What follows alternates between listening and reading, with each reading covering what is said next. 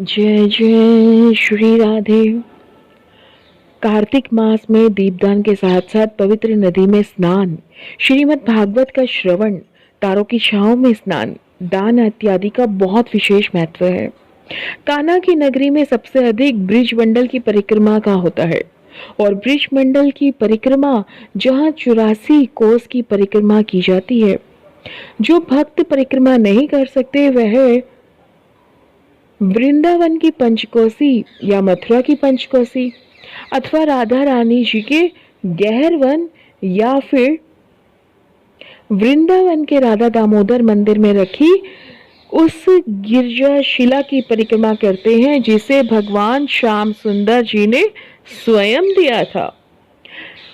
Bridge कोस की जो यात्रा होती है बहुत ही खास यात्रा होती है। महामारी की वजह से इस साल यह यात्रा पूर्ण तरीके से संपूर्ण नहीं हो पा रही, लेकिन श्रद्धालु भक्त इस बार भी जहां 10,000 की संख्या रहती थी वही यह संख्या घटकर 1,000 हो गई है। लेकिन मैं आप सभी को बता दूं, इस ब्रिज यात्रा की एक सबसे बड़ी मुख्य खास बात यह है कि इसमें कोई भी शुल्क नहीं लिया जाता। चलिए हम बताते हैं आपको कार्तिक मास में ब्रज की कथा। ब्रज की कथा जिसे सुनने मात्र से आप सभी के पापों का अंत हो जाता है। स्वयं भगवान श्री कृष्ण प्रसन्न होते हैं और देते हैं सुख समृद्धि के भंडार। आई एम जया, चैनल के साथ जुड़े रहें, सब्सक्राइब जरूर किया करें। कार्तिक मास ब्रिज कथा। भगवताचार्य रास बिहारी विभु महाराज जी ने पद्म पुराण के 3 अध्याय का जिक्र करते हुए बताया कि कार्तिक मास में ब्रिज का वास क्यों महत्वपूर्ण मनाया जाता है।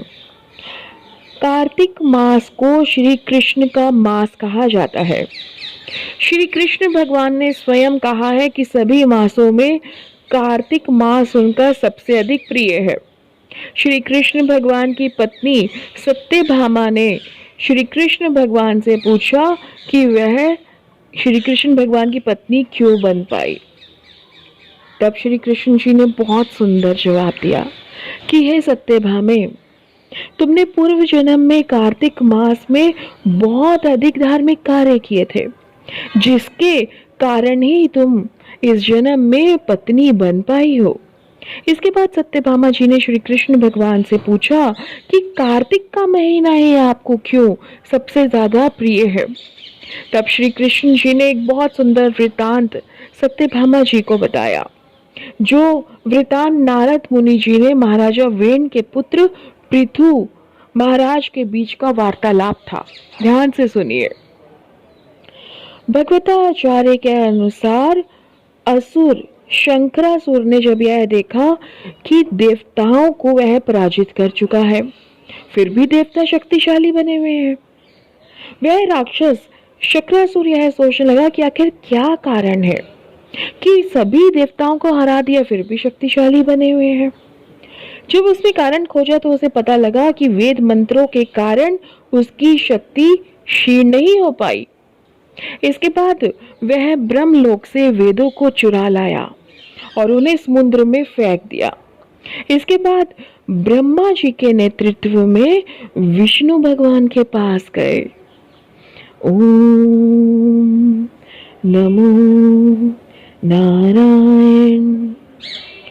जब सभी वेदों को फेंक दिया गया था समुद्र में राक्षस के द्वारा, और जब ब्रह्मा जी विष्णु भगवान के पास गए और विष्णु भगवान को योग निद्रा समाप्त करने के लिए वेद मंत्रों का पाठ किया।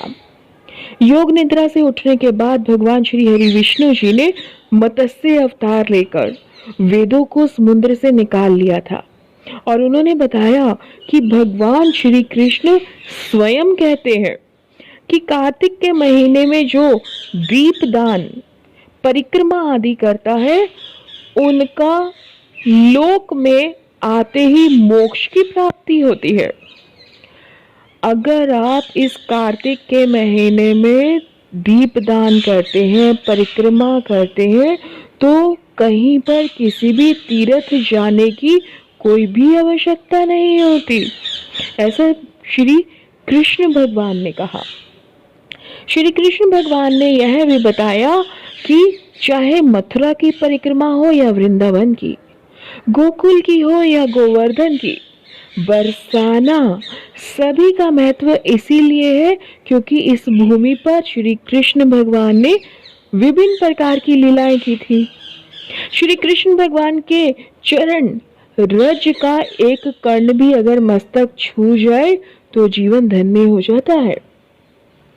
इसीलिए इस महीने में ब्रिज के विभिन्न तीर्थों की परिक्रमा की जाती है। कार्तिक के महीने में भक्त परिक्रमा शुरू करते या समाप्त करते समय दंडवत इसी आशा से करता है कि ठाकुर जी के चरण कमल की रज उसके मस्तक पर लग जाए। इसीलिए ब्रज रज को बहुत ही महत्वपूर्ण माना गया है। और क्या कहा जाता है, बहुत ही सुंदर लाइन है, मैं आपको बताती हूँ। मुक्ति कहे गोपाल ते मेरी मुक्ति बताए, ब्रज रज उड़ी मस्तक लगे मुक्ति भुक्त हो जाए। बहुत ही सुंदर यह लाइनें हैं। और गोवर्धन जी की एक नित्य परिक्रमा करने वाले कृष्ण बाबा दास जी ने भी बताया कि विदेशी भक्त भी ब्रिज मंडल में आकर यह परिक्रमा करते हैं। और उन्होंने यह भी बताया कि ब्रिज के किसी तीर्थ में कल्पवास तक रहे हैं। सो ब्रिज की यात्रा, कार्तिक मास की यात्रा बहुत सुंदर है। यह कार्तिक का महीना, दीपदान जरूर करें, परिक्रमा जरूर करें और एक बार बोले जय जय श्री राधे।